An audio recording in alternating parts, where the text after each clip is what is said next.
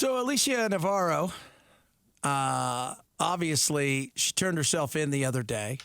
They have now arrested a guy not too far away from the station. It was at Harv, which is in Montana, population 9,200 people. I think when somebody gets arrested, you pretty much know what's going on in that town. So everybody's trying to figure out, is this connected? Yeah. And other questions are being asked about, obviously, Stockholm Syndrome is being mentioned everywhere. I've seen it on television. Did she sympathize with this guy? So she disappeared 4 years ago. 4 years ago. From Glendale. And then suddenly just reappeared in Montana the other day. So was she 14? 14. Now she's 18 now, and yeah. she doesn't look 18, by the way. You think she looks younger? Oh, she looks way younger. Yeah, she does. I agree. And she walked in because she to the police station because she wanted to get off the missing persons list. Right. And in doing so, they're like, so you're on the missing persons list. And within minutes, they figured out she's on the missing persons list. She disappeared 4 years ago at 14. And now it's what happened? Who? Yeah. How did you survive? Who helped you survive? Was there nefariousness as a part of this? I'm probably thinking there was. I talked to a couple of friends who are, a former FBI agent, a former cop, and I asked them, well, what do you think happened? And they both think she was kidnapped.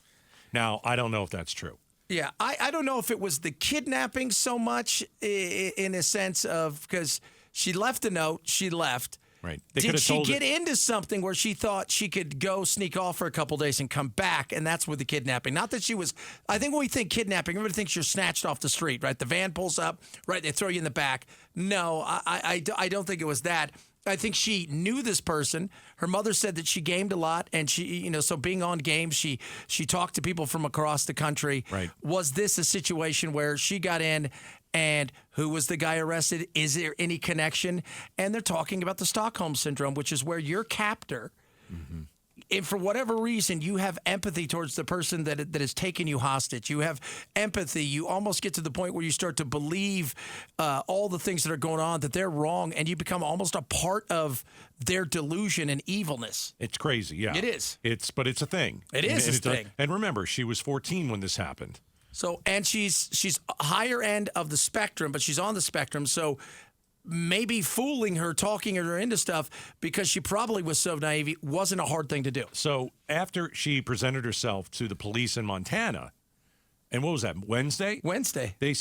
So we're finding out some man was arrested in an apartment blocks away. That's what the AP says. And his arrest is believed to be in connection with Alicia's disappearance. And she said she's never been hurt. She's totally fine. She wasn't harmed. Right. Well, that's what she says. That's what she says. And maybe she's telling the truth. I don't know. Yeah. Or she didn't know any better, and she was in a situation where no one should be in. Because they filmed her immediately when she came in, which I thought was also kind of a bizarre thing. Why? Because they filmed her on a phone, kind of like live streamy thing. I think they live streamed her to the Glendale police. Yeah, so that's what I thought. And now the Glendale police says, look, we got nobody in custody. So this is, so that was one of the things they've already said. We've got nobody in custody with connection of this. Not Glendale, but there was a guy who was arrested. Yeah, just a few. And the neighbors said it was crazy. Okay, so what? So the neighbors that lived near Alicia, what did they say that was nuts? Well, there was a lot of noise and some weird stuff going on there. Right. And now, But it wasn't enough to call the authorities. It wasn't enough to call the authorities. And if she is brainwashed or she was terrified, right, the chances of them finding something out, in passing, probably that wasn't there. But now they're looking back, and I'm sure they're they're connecting dots now. If indeed the guy they arrested was the guy. Yeah, and what if he was the guy for the last 4 years? That he met her online, and you mentioned there's different ways to kidnap somebody. Yeah. You don't have to snatch him off the street. No. You could talk him into it. You talk to them. Here's what you should write on the note. Let me give you the verbatim. Yeah. Here you go. Write this. Okay. Now get out, leave your house, climb out the window, walk out the door. I'm going to pick you up. We're just going to leave. Okay. And she decided, okay. And that's where she's been for 4 years. Yeah, I don't know. I don't know how long they've been there. Montana, this little town in Montana, it's about 2,000 feet above sea level. It is 9,000 people, and it is right on the border in Canada. I think the one thing that's interesting, too, is the only picture that I've ever seen of Alicia, were on these billboards, because we covered this back in 2019. Yeah. And her face is full of life. She's got a smile. It's a good picture, put it that way. You know, mom picked a good picture to put up of her. And then when you look at the picture where she's in the police department, and I know that, you know, she's not supposed to sit there and smile. She looks miserable. And I don't know if I'm reading too much into it, but when she walked into that police station in Montana and they took a picture, her face is sunken and she looks like miserable, but maybe that's just because...